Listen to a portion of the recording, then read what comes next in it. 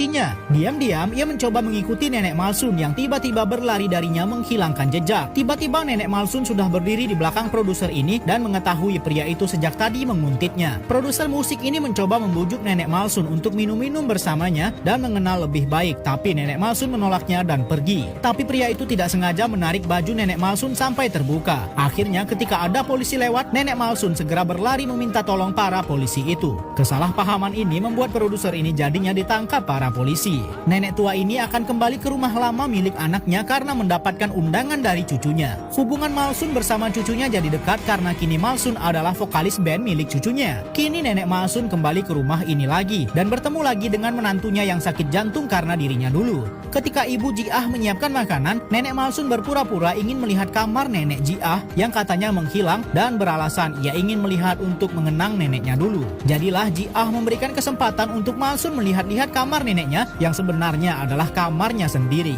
Kesempatan ini digunakan nenek Malsun untuk mengambil kartu kredit yang disimpannya. Di kantor polisi, anak nenek Malsun bersama kakek Park mencari keberadaan nenek Malsun. Melihat CCTV seorang wanita dengan payung menggunakan ATM nenek Malsun. Karena tertutup payung ungunya, wajah nenek Malsun yang menjadi muda ini tidak terlihat. Tapi kakek Park menyadari sesuatu.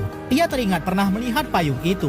Di rumah Jiah sendiri, ketika mereka makan bersama, lagi-lagi nenek Malsun terlihat mencurigakan karena tiba-tiba menanyakan di mana ayah Jiah yang adalah anaknya. Ketika ayah Jiah pulang, nenek Malsun terlihat gembira padahal dirinya kini adalah teman Jiah, bukan ibu dari pria tua di depannya ini. Kakek tua ini mencurigai wanita muda yang kini menempati kos-kosan miliknya. Benar saja, setelah sebelumnya melihat CCTV polisi mencari keberadaan temannya yang menghilang, ia melihat payung ungu yang digunakan wanita di CCTV itu. Kini ia mendapati kecurigaannya beralasan karena payung itu digunakan oleh wanita muda yang menempati kamar kosannya. Ketika wanita itu pergi, kakek tua ini memutuskan akan memeriksa kamar wanita muda itu. Kakek Park begitu kaget menemukan barang-barang milik temannya nenek Malsun yang ada di sana. Bahkan lebih kaget lagi, kakek Park juga menemukan gigi palsunya ada di lemari wanita muda ini. Nenek Malsun sendiri sedang mengikuti audisi bersama band cucunya. Di sana, produser yang naksir dengan nenek Malsun mendengarnya dan akhirnya menemukan penyanyi yang selama ini ia cari. Kesalahpahaman nenek Malsun mengenai pria ini akhirnya berakhir dan kini pria ini bisa menunjukkan identitas aslinya yang adalah produser musik. Produser musik ini menawarkan band Jiah untuk mengikuti program musik miliknya. Awalnya anak buah produser ini tidak setuju karena mereka band yang belum punya album sendiri.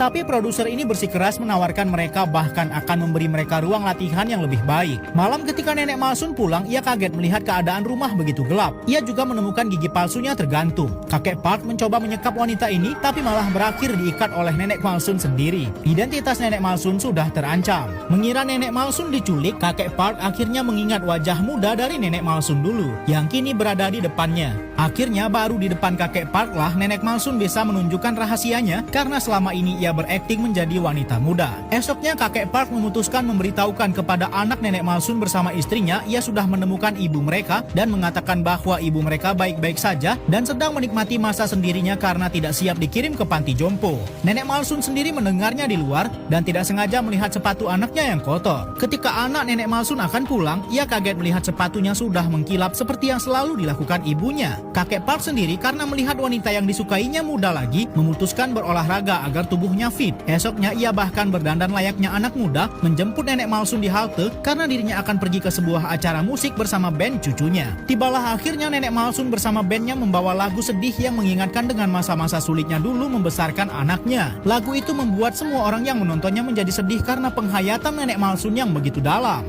Wanita ini menyadari jika dirinya terluka, keriput di tubuhnya akan muncul lagi. Sebelumnya ketika mereka berenang setelah acara musik mereka yang sukses, nenek Malsun nyaris tenggelam dan untungnya produser musik mereka datang menyelamatkannya. Ternyata luka tersebut muncul ketika nenek Malsun di kolam renang dan kini bekasnya muncul menjadi sebuah keriput. Akhirnya malam itu kakek Park bersama nenek Malsun mencoba melukai kaki nenek Malsun untuk melihat ternyata keriput itu akan timbul jika nenek Malsun mengeluarkan darah. Tapi posisi mereka sekarang malah membuat salah paham anak kakek Park dan mengira nenek Malsun versi muda tengah menggoda ayahnya. Jadilah nenek Malsun Malsun diusir oleh anak kakek Park dan nenek Malsun mengalah dan pergi dari sana. Esoknya kakek Park menemui anak nenek Malsun dan mengatakan bahwa wanita muda di depan rumahnya ini adalah ibunya. Tapi anak nenek Malsun mengira kakek Park mengalami gangguan kesehatan dan alhasil kakek Park malah dirawat layaknya orang Alzheimer. Nenek Malsun sendiri memutuskan menemui produser musik dan sementara menginap di rumahnya. Di sana mereka minum-minum sampai akhirnya produser itu tertidur ketika Malsun menyanyikan sebuah lagu pengantar tidur.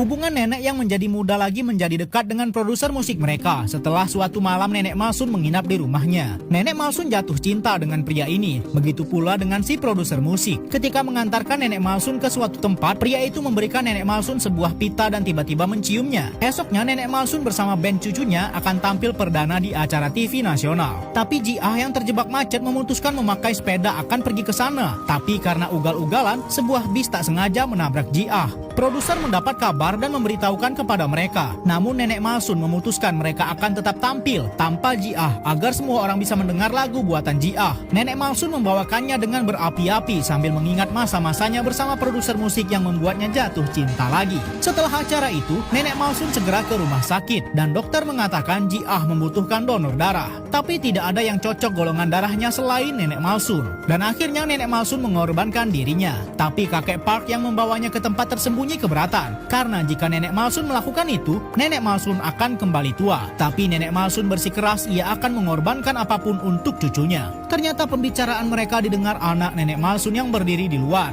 Anak nenek Malsun yang sudah tahu mengatakan kepada ibunya bahwa dirinya jangan berkorban apapun lagi. Karena sejak muda, nenek Malsun sudah mengorbankan banyak hal. Tapi nenek Malsun bilang, ia akan terus berkorban walau hidup mudanya harus direnggut lagi. Kini nenek Malsun sudah bersiap dibawa ke ruang operasi. Nenek Malsun juga tidak bisa melanjutkan hubungannya bersama produser musiknya. Setelah hari itu, akhirnya Ji Ah bersama bandnya tampil kembali. Namun dengan vokalis yang berbeda, yakni kakak Ji Ah yang sama-sama memiliki suara yang bagus. Nenek Malsun bersama anak dan menantunya ada di sana mendukung cucu sekaligus anak mereka. Hubungan nenek Malsun sendiri bersama menantunya juga membaik karena nenek Malsun sudah berubah. Sampai tiba-tiba nenek Malsun tidak sengaja bertemu dengan si produser musik lagi. Tapi kali ini, sang produser melihatnya sebagai nenek tua, bukanlah wanita muda yang dikenalnya sebagai Oh Duri.